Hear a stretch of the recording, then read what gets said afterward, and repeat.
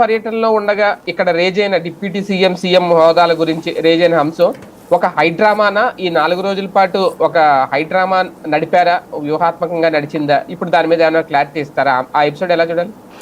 Party పదవీ నిరుద్యోగుల యొక్క పోరాటం, పార్టీ పదవీ నిరుద్యోగుల యొక్క గుర్తింపు పోరాటం అనాలి దాన్ని.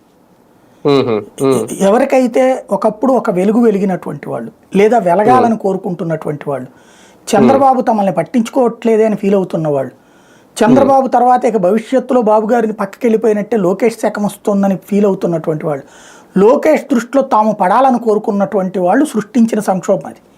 ఓ రకంగా టీ కప్పులో తుఫాను, కానీ వాళ్ళు సృష్టించింది మాత్రం అనవసరపు వివాదం. ప్రశాంతంగా ఉన్నటువంటి కాపు సామాజిక వర్గం మధ్యలో కెలికి వదిలిపెట్టారు వీళ్ళు. మళ్ళీ పాత రోజులు చర్చకి తెచ్చిపెట్టారు. ఎందుకంటే ఆంధ్రప్రదేశ్ రాజకీయాల్లో ఒక మార్పుకి బీజం వేసిందా? ఇప్పుడు చంద్రబాబు గారి తర్వాత లోకేషే వారసుడు అన్నది నిద్రలో లేపడిగితే మూలన కూర్చున్న ముసలమ్మ కూడా చెప్పుద్ది. కానీ అది ఎప్పుడో కదా, ఎప్పుడైతే అప్పుడు బాబు గారికి ఎప్పుడు చిరాకేస్తే అప్పుడు, లోకేష్ గారు ఎప్పుడు కావాలనుకుంటే అప్పుడు. లోకేష్ ఎప్పుడు నాన్న నేను సీఎం అవుతానంటే చంద్రబాబు కుదరదు నేనే సీఎంగా ఉంటాను అంటాడా? లోకేష్ వాళ్ళ నాన్నగారికి పెద్దరికంగా ఆయనే ఉండాలని కోరుకుంటున్నాడు, ఉన్నాడు.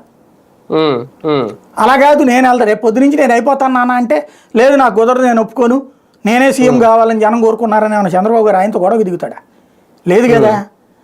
వాళ్ళిద్దరికీ అండర్స్టాండింగ్ ఉంది, వాళ్ళు ఎప్పుడు కావాలో అప్పుడు చేస్తారు.